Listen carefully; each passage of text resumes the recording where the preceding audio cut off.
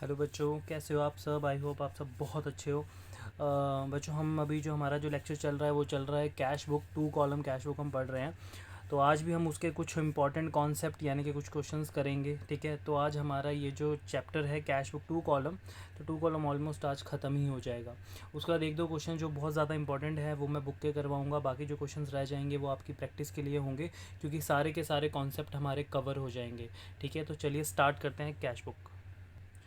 तो बच्चों देखो, क्वेश्चन में कह रहा है कि enter the following transactions in the double column cash book या 2 column cash book, one of the same thing. अगर आप ये पढ़ो, डेट है 2020 अगस्त 1, कैश इन हैंड यानी बिजनेस ऑलरेडी स्टार्टेड है, तो हमारे पास कैश का बैलेंस है 50,000 और बैंक ओवरड्राफ्ट। ये बैंक ओवरड्राफ्ट की कहानी मैं आपको आज समझाता हूँ। मैंने पहले भी बता रखा है ओवरड्राफ्ट क्या होता है, आज थोड़ा डिटेल में बात करते हैं। बेसिकली होता क्या है, किसी भी बिज़नेस का जो अकाउंट आप बैंक में खुलवाते हो वो करंट अकाउंट खुलता है। बिज़नेस का कभी भी कैपिटल सेविंग्स अकाउंट नहीं खुलता। सेविंग्स अकाउंट खुलता है हम नॉर्मल पर्सन का, जो हम अपना अकाउंट में पैसा जमा करवाते हैं, जो हम अपने नाम पे अकाउंट खुलवाते हैं वो सेविंग्स होता है। सेविंग्स अकाउंट में बहुत सारी लिमिट्स होती हैं, उसमें पैसा आने की जाने की, कितना पैसा अपने अकाउंट में रखना, उन सब की लिमिट होती है। लेकिन एक होता है करंट अकाउंट। आप अगर अपने बिज़नेस के नाम पे करंट अकाउंट खुलवाते हो तो बिज़नेस के नाम पे जो करंट अकाउंट खुलता है उसके अंदर काफ़ी चीज़ें सेविंग्स अकाउंट से ऊपर होती हैं। मतलब उसके अंदर लिमिट्स बहुत कम होती हैं। जैसे बैंक जो बिज़नेस होता है, पहली बात तो उसके नाम पे करंट अकाउंट खुलता है, और करंट अकाउंट के अंदर हमें बेनिफिट क्या मिलता है कि हम उसमें कोई भी कितना भी पैसा जमा करवा सकते हैं, कितना भी पैसा उसमें निकलवा सकते हैं। तो उसमें हमें काफ़ी बेनिफिट मिलता है क्योंकि वो बिज़नेस के नाम का होता है। और बिज़नेस जो होता है, अगर आप बिज़नेस कर रहे हो तो उसमें लिमिट नहीं है कि आप कितना प्रॉफिट अर्न कर रहे हो, आपको कितना लॉस हो रहा है, क्योंकि बिज़नेस ऐसे ही होता है। उसमें प्रॉफिट और लॉस जो होता है वो अनसर्टेन होता है। प्रिडिक्शंस होती हैं लेकिन एग्जैक्टली हम नहीं बता सकते कि हमें साल भर में कितना प्रॉफिट होगा या कितना लॉस। तो बिज़नेस के लिए जो अकाउंट खोला जाता है उसको बोलते हैं हम करंट अकाउंट। ठीक है, अब करंट अकाउंट के हमें फ़ायदे क्या होते हैं। जो बिज़नेस का बैंक अकाउंट होता है यानी कि करंट अकाउंट, उसके हमें फ़ायदे क्या होते हैं। उसके हमें ये फ़ायदे होते हैं कि भाई कभी कभार क्या होता है कि अगर हमारे अकाउंट में पैसे नहीं हैं, मैंने अपने क्रेडिटर को 10 लाख का चेक काट के दिया लेकिन मेरे अकाउंट में सिर्फ 9 लाख रुपए ही रखे हुए हैं, तो मेरा बैंक जो है वो मुझे कॉल करेगा और कहेगा सर आपका एक चेक है ₹10 लाख का और आपके अकाउंट में सिर्फ 9 लाख है, तो बताइए ये चेक हम आगे पास करें या फिर चेक को बाउंस कर दें। तो मैं उन्हें कहूँगा ठीक है, आप चेक को पास कर दो, आप 10 लाख रुपए की पेमेंट कर दो। लेकिन बच्चों मेरे अकाउंट में कितने हैं? 9 लाख। तो 1 लाख रुपए जो है मेरा जो अकाउंट है वो क्या हो जाएगा? नेगेटिव। बैंक वाले एक तरह से मेरे अकाउंट में से 9 लाख रुपया तो दे देंगे और 1 लाख रुपए अपनी तरफ से देंगे। इन शॉर्ट आप कह सकते हो मुझे इस काइंड ऑफ लोन मिल जाएगा। ठीक है, अपनी तरफ से वो 1 लाख रुपया मिला के मेरे क्रेडिटर को मेरा जो पैसा है वो दे देंगे। अब मेरा चेक नहीं रुकेगा, मेरी पेमेंट नहीं रुकेगी, इसमें बस ये फ़ायदा हुआ। लेकिन बैंक ने मेरा जो बैंक का बैलेंस था अब वो 1 लाख रुपए नेगेटिव जा चुका है। ऑलरेडी 9 लाख रुपए थे लेकिन 10 लाख रुपए का चेक दिया तो 9 लाख तो मेरे अकाउंट से कट गए और 1 लाख रुपया बैंक ने अपनी तरफ से दे दिया मेरे नाम पे। तो मेरा जो अकाउंट है अब वो चला गया है नेगेटिव, नेगेटिव बैलेंस हो चुका है मेरा। तो नेगेटिव बैलेंस का मतलब होता है बैंक ओवरड्राफ्ट। हम अपने बैंक के नेगेटिव बैलेंस को क्या बोलते हैं? Bank over draft. एक तरह से ये हमने बैंक से लोन लिया है लेकिन इसको लोन की तरह कंसिडर नहीं करते क्योंकि इसमें लोन वाली फॉर्मेलिटीज़ नहीं होती हैं। ठीक है ना। तो बैंक वालों ने हमें 1 लाख रुपया नेगेटिव कर दिया। अब हम अपने अकाउंट में उस ओवरड्राफ्ट का मतलब बैंक वालों को क्या फ़ायदा? बैंक वालों ने भैया सीधी सी बात है, अगर 1 लाख रुपया मेरे अकाउंट को नेगेटिव कर दिया मतलब 1 लाख रुपया अपनी तरफ से दिया है, तो बैंक वाले उस पर इंटरेस्ट मुझसे ले सकते हैं। ठीक है, उस पर क्या लेते हैं? ओवरड्राफ्ट पे वो इंटरेस्ट लेते हैं, तो वो बैंक वालों की इनकम बन जाता है। तो जब तक मैं बैंक वालों का ओवरड्राफ्ट रखूँगा, उस 1 लाख रुपये को अपने पास रखूँगा, तब तक मुझे उसका इंटरेस्ट देना पड़ेगा। ठीक है, तो ये होता है bank overdraft, that is negative balance of bank. अब बैंक का नेगेटिव बैलेंस मतलब कौन सी साइड होती है? क्रेडिट साइड, क्योंकि बैंक एक एसेट है, एसेट इंक्रीज होती है डेबिट है और एसेट अगर डिक्रीज हो गई तो क्रेडिट। तो अब ये जो बैंक अकाउंट एक ऐसा अकाउंट है जिसका जो बैलेंस बीडी है वो डेबिट में भी आ सकता है, पॉजिटिव बैलेंस, और उसका जो बैलेंस बीडी है वो क्रेडिट में भी आ सकता है, डेट इज़ ओवरड्राफ्ट बैलेंस यानी कि नेगेटिव बैलेंस। क्लियर है? तो यहाँ पे अगर मैं डेट डालूँ 2020 अगस्त 1, तो यहाँ पे मैं लिखूँगा टू बैलेंस बी डी। तो कैश का तो बैलेंस कभी भी नेगेटिव नहीं होगा हमारे पास, जितना पैसा है उतना ही रहेगा। लेकिन बैंक का जो बैलेंस है वो मेरे पास नेगेटिव हो सकता है।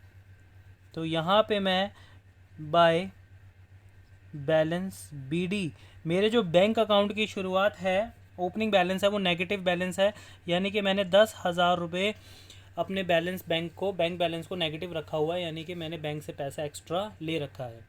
अब नेक्स्ट एंट्री पढ़ो। कह रहे received cheque from Raj 4,750 discount allowed 250। तो मुझे चेक रिसीव्ड हुआ है राज से 4,750 रुपये का, और मैंने उसको डिस्काउंट कितना दिया है, 250 का। अब अगर आपको 5 अगस्त को चेक मिला है, अब मैंने क्या कहा था, जब भी आपको चेक मिले नीचे क्वेश्चन पढ़ लेना कि वो डिपॉजिट तो नहीं हो रहा अगले दिन। तो 5 तारीख को जो चेक मिला है, 10 तारीख को वो चेक जो है वो बैंक में डिपॉजिट हुआ है। क्लियर है। अब यहाँ पे इसकी अगर मैं एंट्री करूँ, यानी कि सेम डे जो मुझे चेक मिला और वो सेम डे मिलकर मैंने डिपॉजिट कब करवाया है, बैंक में 10 तारीख को, तो ये कौन सी एंट्री बनती है बच्चों, चेक इन हैंड की। तो बच्चों देखो, हमने जर्नल प्रॉपर में चेक इन हैंड की एंट्री की है। Cheque in hand account debit, discount allow किया, एक्सपेंसेस बढ़ चुके हैं, टू राज हमारा डेटर जो है वो कैंसिल हो चुका है। अब क्वेश्चन में ये कह रहा था कि 5 अगस्त के बाद हमने 10 अगस्त को इस चेक को हमने बैंक में डिपॉजिट करवाया। तो अगर मैं इसकी जर्नल एंट्री करूं तो इसकी जर्नल एंट्री क्या हो जाएगी, इसकी जर्नल एंट्री हो जाएगी चेक इन हैंड को मैं कर दूंगा डेबिट। ये वाली जो एंट्रीज होती हैं मैं रफ में करता हूँ, जर्नल प्रॉपर वाली एंट्रीज जो आपको भी करनी है वो मैं इसी रजिस्टर के अंदर पीछे करता हूँ जो आपका मेन रजिस्टर है, ठीक है। तो आपको भी वैसे ही करना है। ये वाली एंट्री मैं समझाने के लिए कर रहा हूँ। तो cheque in hand account debit to bank, sorry मैंने एंट्री उल्टी कर दी। तो एंट्री क्या हो जाएगी, bank account debit to cheque in hand, है ना। तो चेक इन हैंड जो है मेरे पास से चला गया, चेक इन हैंड जो है वो मेरे पास से चला गया कितने का, 4750। बैंक जो है वो मेरा जो है वो इंक्रीज़ हुआ, डेबिट हुआ किसकी वजह से, चेक इन हैंड की वजह से 10 अगस्त को। तो अब इस एंट्री को अगर मैं यहाँ लिखूँ तो यहाँ पे अगस्त 10, तो यहाँ क्या लिखूँगा मैं, to cheque in hand, to cheque in hand, कितने रुपए का चेक मैंने जमा करवाया, 4750। क्लियर है। अब उसके बाद चेक तो डिपॉजिट करवा दिया। अब ज़रा और नीचे पढ़ो, कह रहे परचेज गुड्स फॉर ₹5,000। हमने गुड्स परचेज़ किया है 5,000 रुपये का कैश में।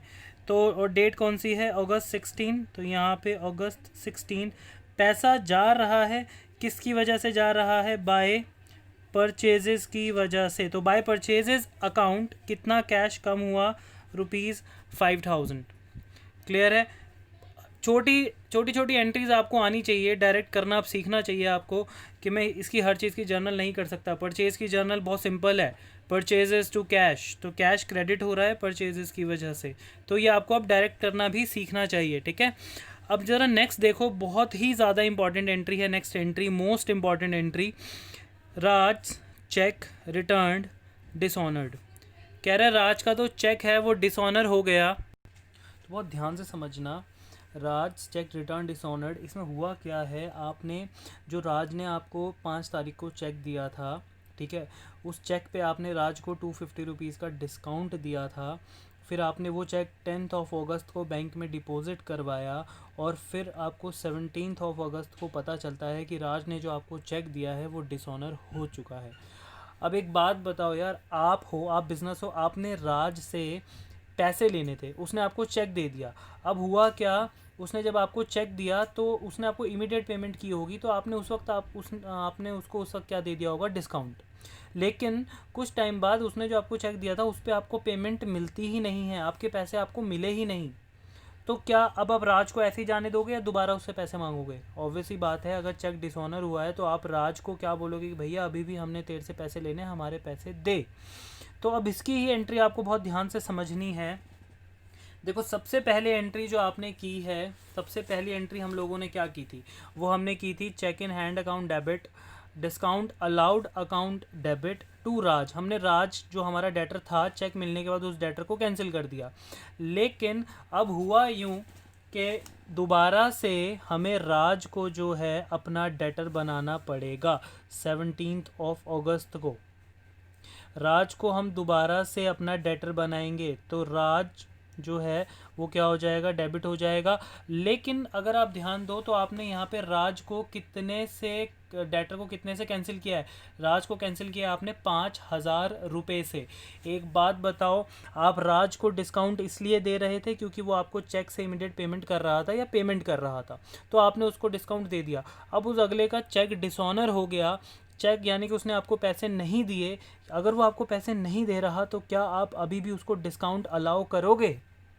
नहीं करते। बिज़नेस का ये रूल होता है बेटा, अगर आपने किसी को डिस्काउंट दिया है चेक के थ्रू और वो आपको पेमेंट नहीं देता तो आप अपना डिस्काउंट उसको कैंसिल कर देते हो, उसको डिस्काउंट नहीं देते फिर।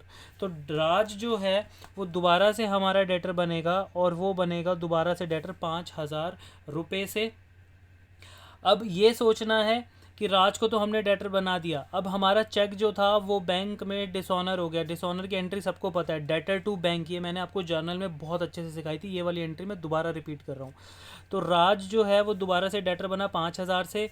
मैंने जो अपना बैंक इंक्रीज़ कर रखा था, ये देखो बैंक बढ़ाया था क्योंकि मैंने राज का चेक डिपॉजिट करवाया था। अब बैंक मुझे क्या करना पड़ेगा, बैंक यानी कि अपनी एसेट को कम करना पड़ेगा क्योंकि बैंक में पैसा आया ही नहीं 4750। तो अब बच्चे कह रहे सर बाकी का 250 कहाँ गया? बेटा 250 यहाँ से, ये देखो याद है डिस्काउंट कैंसिलेशन मैंने आपको सिखाया था जर्नल एंट्री में कि भैया डिस्काउंट को अगर कैंसिल करना हो, अब जैसे मुझे राज को डिस्काउंट नहीं देना, तो जब मैंने डिस्काउंट दिया था तो मैंने डिस्काउंट अलाउड को क्या किया था, डेबिट। अब मुझे उसको डिस्काउंट नहीं देना तो इस डिस्काउंट अलाउड को मुझे कैंसिल करना है। तो मैंने आपको बताया था जर्नल में अगर किसी भी अकाउंट को कैंसिल करना होता है तो बिल्कुल उसको अपोजिट करते हैं। मतलब अगर वो डेबिट हुआ है तो कैंसिल करने के लिए क्रेडिट करो, और अगर क्रेडिट हुआ है तो कैंसिल करने के लिए डेबिट करो, वो भी सेम नेम से। तो यहाँ पे अब मैं राज को डिस्काउंट भी नहीं दूंगा, तो मैं अपना जो डिस्काउंट अलाउड जो मैंने खर्चा किया था अब उस एक्सपेंस को मैं कैंसिल कर रहा हूँ 250 रुपीज़। तो 2 डिस्काउंट अलाउड पूरा नाम लिखेंगे, मैंने अपना एक्सपेंस जो है वो ख़त्म कर दिया। अब आप इस एंट्री के अंदर अगर देखें तो इस एंट्री के अंदर राज, बैंक और डिस्काउंट अलाउड 3 अकाउंट आ गए। अब 3 अकाउंट में से हम पीछे भी कौन सा मेंटेन कर रहे हैं, कैश बुक में बैंक। तो बैंक अकाउंट जो है वो डेबिट हो रहा है 4750, किसकी वजह से, अपोजिट रीज़न देखो, राज की वजह से, यानी कि बैंक हमारा कम हुआ राज की वजह से।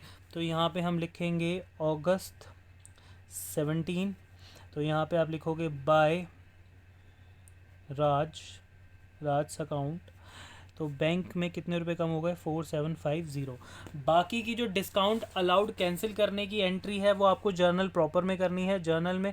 तो यहाँ पे अगस्त 17 ये वाली जो एंट्री है डिस्काउंट अलाउड कैंसिलेशन की, ये हम जर्नल प्रॉपर में दिखाएंगे। तो यहाँ पे एंट्री क्या हो जाएगी, Raj account debit to discount allowed को हम कैंसिल कर रहे हैं इस वाले को, तो टू डिस्काउंट अलाउड। बाकी एंट्री जो बैंक की थी वो तो वहाँ चलेगी कैश बुक में, जो बची वो हमने यहाँ पे लिख दी 250। ठीक है, तो ये कैंसिलेशन ऑफ डिस्काउंट था वो हमने यहाँ लिख दिया। क्लियर है? ये मोस्ट इम्पॉर्टेंट एंट्री है, ये आपके एग्ज़ाम में बहुत बार पूछी जाएगी। जो कैश बुक का क्वेश्चन आएगा उसमें बहुत बार ये एंट्री पूछी जाती है, ये 3। ठीक है, तो मैंने बता दी है, अब कोई दिक्कत नहीं होनी चाहिए। अब लास्ट में कह रहा है पेड कैश इनटू बैंक, आपने बैंक में कैश को पे किया, तो ये कौन सी एंट्री बन गई बच्चों, कॉन्ट्रा एंट्री बन गई। तो इसकी जर्नल क्या होगी, पेड कैश इनटू बैंक की जर्नल होगी bank account debit to cash account. तो कितने रुपए जमा करवा रहे हो आप, 15,000 रुपये। तो कॉन्ट्रा एंट्री बनी है, बैंक डेबिट हो रहा है कैश की वजह से, कैश क्रेडिट हो रहा है बैंक की वजह से।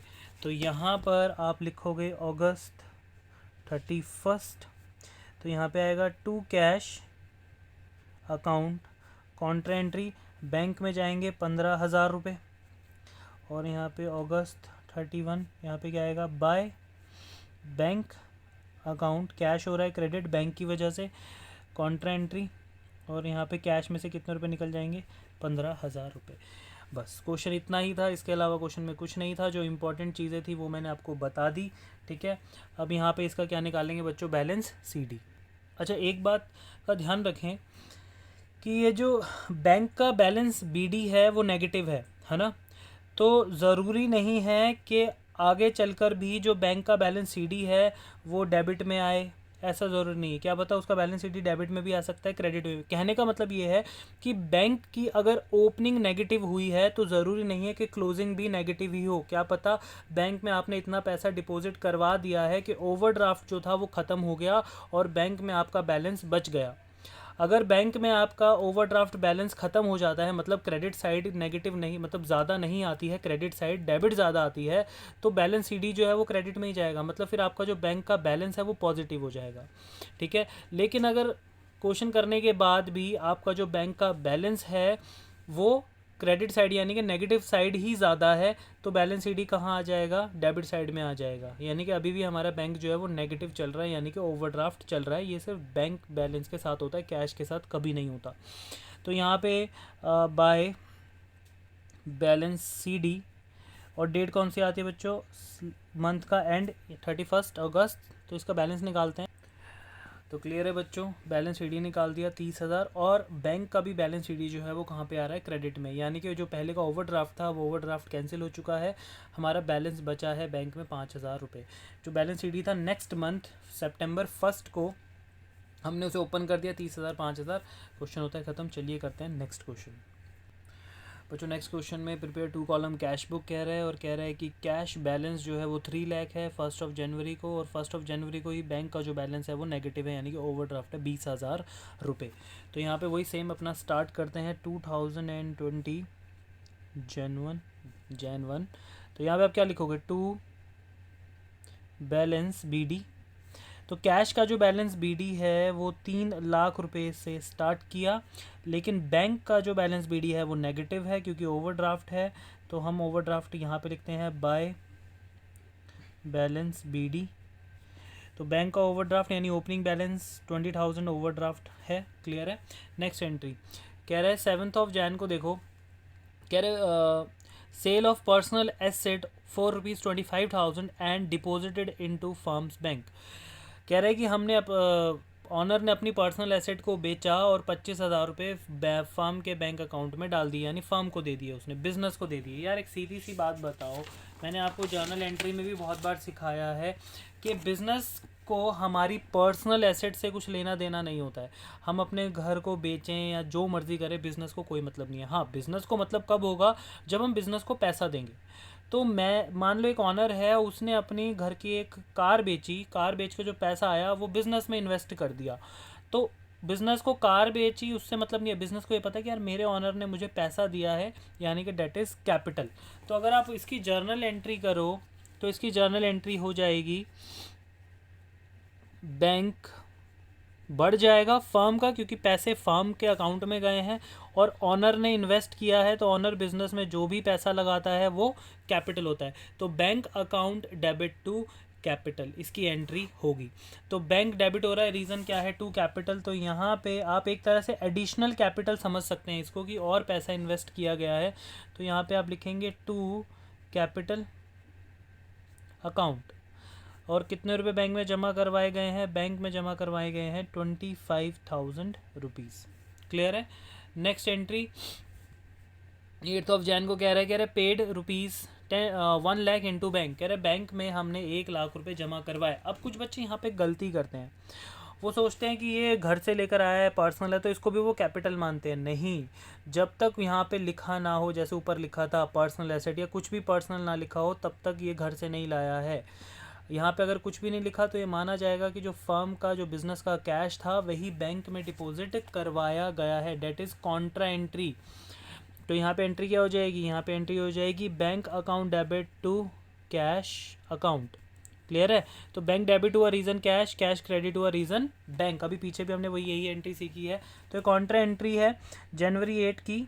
तो जनवरी 8 यहाँ पे आप लिखोगे to cash account, contra entry, bank में पैसा आ जाएगा ₹1 लाख, और यहाँ पे आएगा जनवरी 8, यहाँ पे आएगा बाय बैंक क्योंकि कैश क्रेडिट हो रहा है, रीज़न है कॉन्ट्रा एंट्री यानी कि बैंक, और कैश में से कितने रुपए कम हो जाएगा, ₹1 लाख कैश क्रेडिट हो जाएगा। नेक्स्ट एंट्री कह रहे cheque received for advance sale paid into bank 25,000। कह रहे कि cheque received for advance sale paid into bank. Cheque received as होना चाहिए यहाँ पे, ठीक है, 4 लिखा हुआ है बट यहाँ पे एज है। चेक रिसीव्ड एज एडवांस, कह रहे हमें एडवांस में चेक मिल गया। क्या चीज़ एडवांस में? सेल। कह रहा हमने अभी सेल करना था, सेल हुआ नहीं है, लेकिन उसका एडवांस हमें पहले ही मिल चुका है और उस चेक को हमने कहाँ पे डिपॉजिट करवा दिया? बैंक में डिपॉजिट करवा दिया।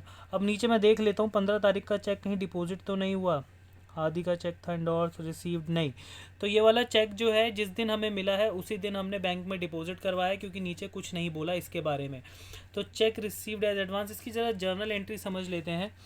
आपको अगर एडवांस मिला है और आपने बैंक में डिपॉजिट करवाया चेक, तो भैया बैंक तो बढ़ेगा 2, और यहाँ पे क्या लिखोगे? 2 advance for sales.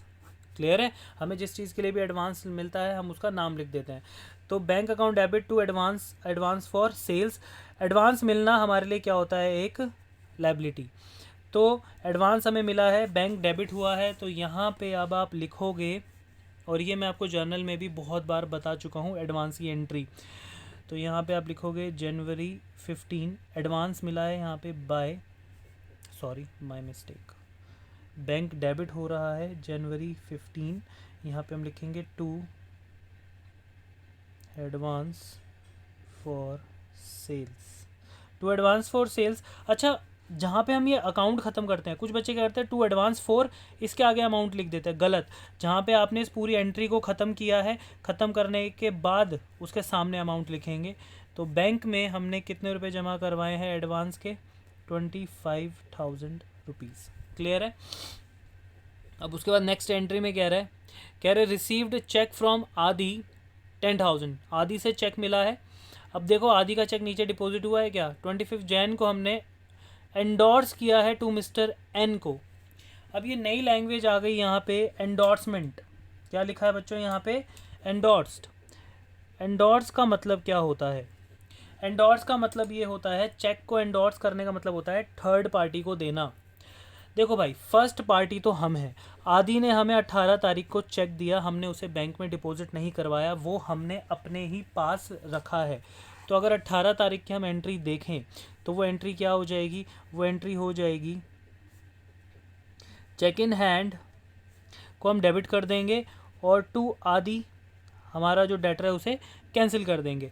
Check in hand to आदि 10,000 रुपीज़ से हमने ये एंट्री कर दी। तो ये एंट्री तो बनती है जर्नल प्रॉपर की, अभी पीछे से जर्नल प्रॉपर में शो करेंगे। तो cheque in hand account debit to Aadi, debtor ख़त्म। आदि का चेक हमारे पास 18 तारीख से रखा हुआ है। 18 तारीख के बाद 25 तारीख को हमने क्या किया? 25 तारीख को हमने इस आदि के चेक को हमने किसको दे दिया? मिस्टर एन को।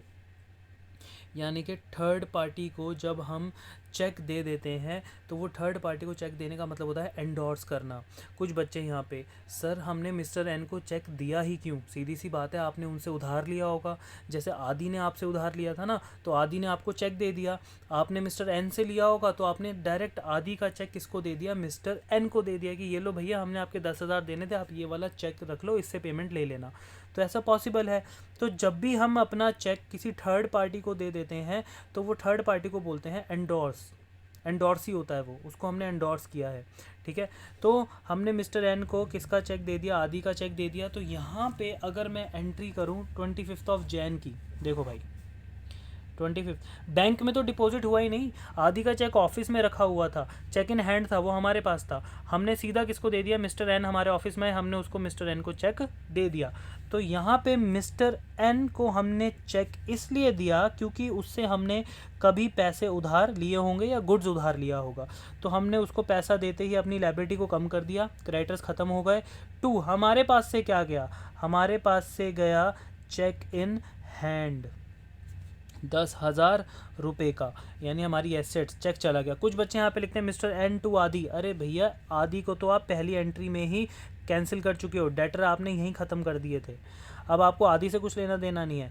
हाँ, इस चेक का नाम जो है वो है आदिस चेक, ये आदि का चेक है। तो अगर कोई ट्रांजैक्शन आपको लिखेगा तो यही तो बोलेगा कि आदिस चेक आपने एंडोर्स किया है। तो आदि के चेक का नाम, सॉरी, ये जो चेक मिला था इसका नाम क्या है, आदिस चेक।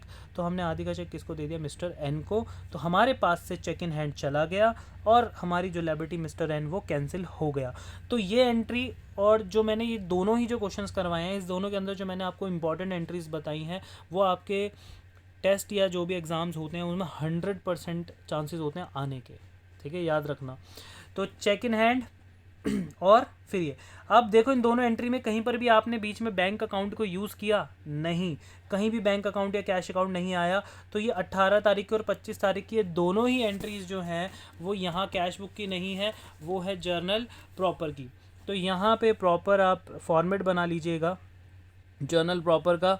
तो 2020 जनवरी 18, तो यहाँ पे सबसे पहले वही same cheque in hand entry कर देता हूँ।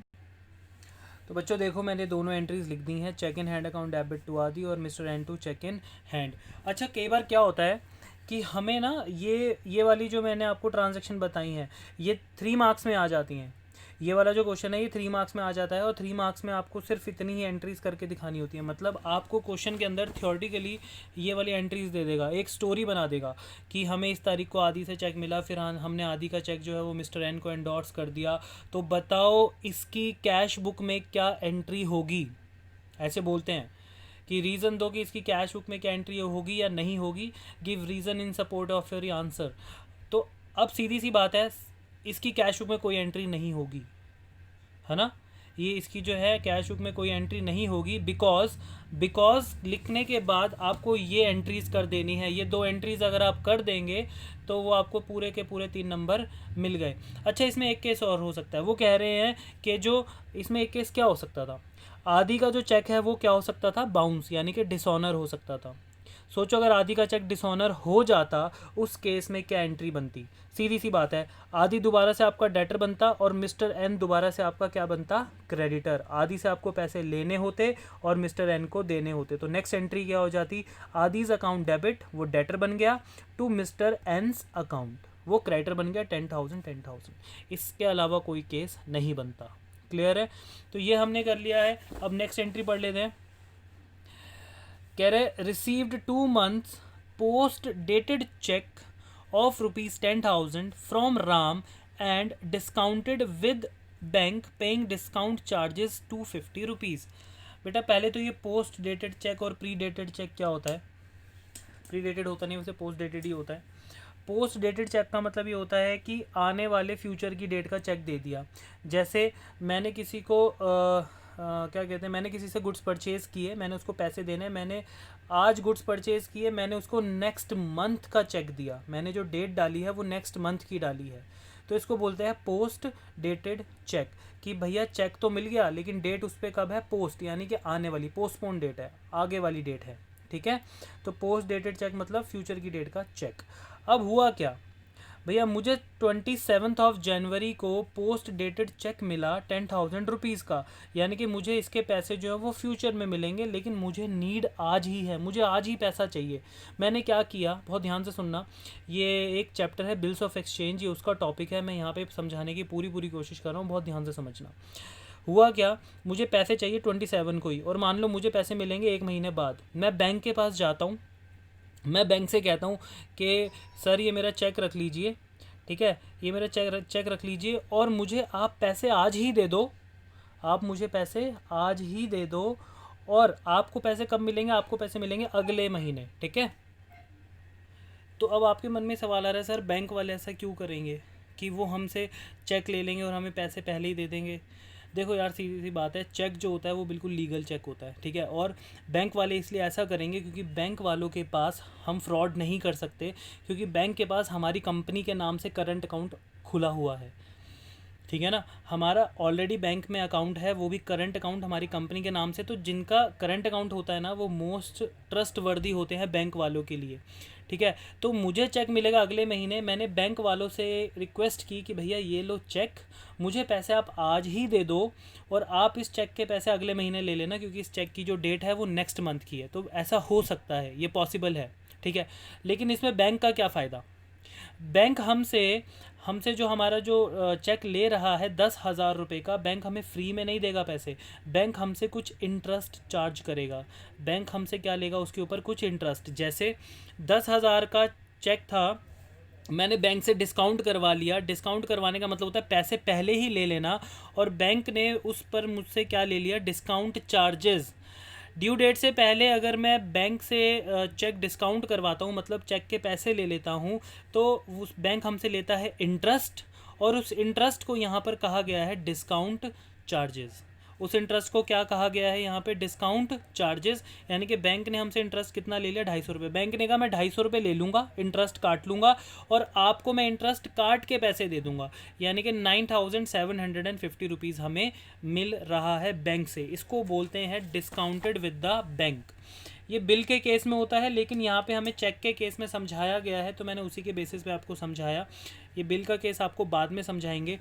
तो देखो भाई, बैंक वालों ने इंटरेस्ट काट के यानी कि डिस्काउंट काट के हमें कितने पैसे दिए, 9,750 रुपीज़ दिए। बैंक वालों ने हमसे 250 रुपीज़ इंटरेस्ट लिया, लेकिन इंटरेस्ट का यहाँ पे नाम क्या दे रखा है, डिस्काउंट चार्जेस। सर हमें कैसे पता चलेगा कि कहाँ पर इंटरेस्ट है और कहाँ पर डिस्काउंट चार्जेस?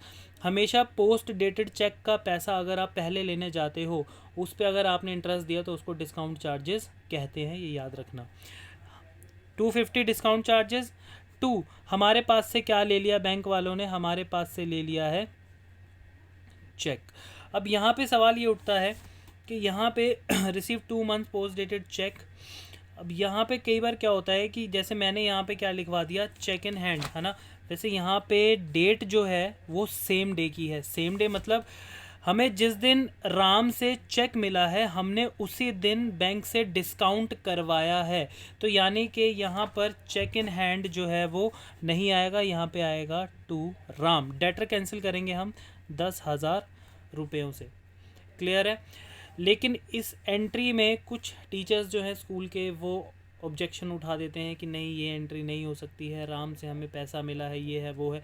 तो इस एंट्री के अलावा वो एंट्री हमें क्या एंट्री बता सकते हैं, वो एंट्री ये बता सकते हैं कि पहले हमें राम से चेक मिला, तो अब इसका ये है चेक इन हैंड ये। लेकिन एक मिनट, हम नहीं करते ये वाली एंट्री। हम यही वाली एंट्री अभी करेंगे, और मैं आपको अभी यही सिखाऊंगा। अगर किसी के स्कूल में अप डाउन इस एंट्री के अलावा कोई और एंट्री बताई जाती है चेक इन हैंड से रिलेटेड, तो ही आप मेरे से पूछिए, अदरवाइज़ इतनी डेप्थ में नॉलेज लेना अभी आपके लिए ठीक नहीं है। तो अभी हमें जो चेक मिला है, हमने उसको बैंक से डिस्काउंट करवा लिया। मैंने उसकी एंट्री आपको बता दी कि बैंक वालों ने इंटरेस्ट काट के यानी कि डिस्काउंट चार्जेस काट के 9,750 हमें दे दिया। हमने इंटरेस्ट को यहाँ पे क्या नाम दिया था बच्चों, डिस्काउंट चार्जेस। हमारे लिए ये एक एक्सपेंस है, हमने अपने एक्सपेंसेस को बढ़ाया था, डेबिट 250। और टू राम, राम अब हमारा डेटर नहीं है क्योंकि उसने हमें चेक दे दिया था, तो राम को हमने कैंसिल कर दिया। अब इन तीनों अकाउंट में से हम यहाँ पे कौन सा अकाउंट मेंटेन कर रहे हैं, बैंक अकाउंट। बैंक अकाउंट जो है वो डेबिट हो रहा है 9,750 रुपीज़ से, उसका रीज़न है टू राम। तो यहाँ पे आप लिखेंगे जनवरी कौन सा है, 27, तो यहाँ पे आएगा टू राम, और बैंक में कितना जाएगा, 9,750 रुपीज़। अब इसके बाद एक एंट्री हमारी कौन सी रहेगी, डिस्काउंट चार्जेस की। तो डिस्काउंट चार्जेस की एंट्री को आपको कहाँ लिखना पड़ेगा, पीछे जर्नल प्रॉपर में, यानी कि जनवरी 27 में आप यहाँ पे लिखेंगे क्या, discount charges, discount charges account debit to Ram. ठीक है, कितने के डिस्काउंट चार्जेस हैं, 250 एंड 250 रुपीज़। तो इस क्वेश्चन के अंदर भी हमने काफ़ी इंपॉर्टेंट चीज़ें सीखी हैं। एंडोर्समेंट सीखा है, पोस्ट डेटेड चेक के बारे में सीखा है, जो कि मोस्ट इंपॉर्टेंट चीज़ें हैं। अभी भी एक दो चीज़ें और रहती हैं, छोटी मोटी चीज़ें, थोड़ा सा आपको अगर आप क्वेश्चन करोगे तो उसमें आप दिमाग लगा लोगे। बेसिकली जो टफ़ चीज़ें थी वो मैंने आपको बता दी हैं। एक दो क्वेश्चन बुक के करेंगे, उसके बाद हम ये 2 कॉलम कैश बुक हमारा ख़त्म हो जाएगा। इसके बाद है हमारा पैटी कैश बुक। लेकिन पैटी कैश बुक जो है वो इतना टफ़ नहीं है, वो किसी किसी के स्कूल में आता है और किसी के स्कूल में वो कैंसिल भी हो जाता है। लेकिन फिर भी मैं करवा दूंगा, एक क्लास हम पैटी कैश बुक के ऊपर रख लेंगे, वो बहुत ईजी है। ठीक है, तो अभी क्या करना है, हमें यहाँ पर इनका बैलेंस सीडी निकालना है। तो ये जनवरी 31 को हम इसका बैलेंस शीट निकाल लेते हैं। तो बाय बैलेंस सीडी मैं आपको निकाल के ही दिखा देता हूँ। तो बच्चों ठीक है, बैलेंस सीडी निकाल लिया, ठीक है।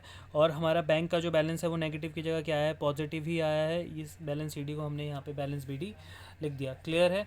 अब नेक्स्ट क्लास में एक दो क्वेश्चन और करेंगे, उसके बाद कैश बुक अपना ख़त्म करेंगे। Till then bye bye, take care guys.